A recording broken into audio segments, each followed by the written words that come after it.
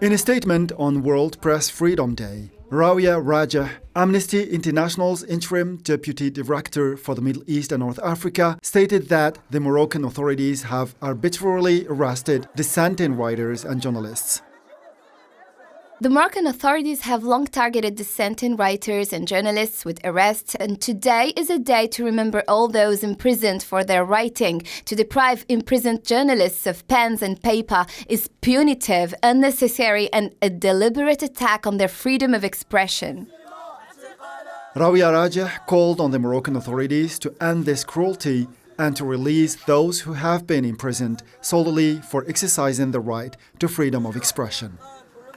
We call on the Moroccan authorities to end this cruelty against journalists and academics. They must release journalists and academics who were imprisoned solely for exercising their right to freedom of expression and ensure that access to newspapers, books, and writing materials for prisoners is not arbitrarily restricted. The imprisoned writers and journalists have been subjected to solitary confinement and arbitrary censoring of books, notes, and manuscripts. They have also been prohibited from writing, studying, and receiving letters from family and friends. Rida Ben Uthman, a writer and member of the Moroccan Association for the Defense of Human Rights, has been held in prolonged solitary confinement in prison since September 2022.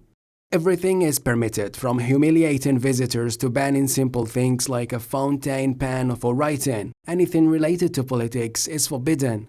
The son of 80-year-old Mohamed Zian, a human rights lawyer, academic, and former minister for human rights in Morocco, said that despite his old age, his father was put in an isolation cell, adding that the Moroccan authorities often do that with intellectuals as a form of torture. To kill an intellectual, you isolate them so that they cannot communicate with other people, he stressed.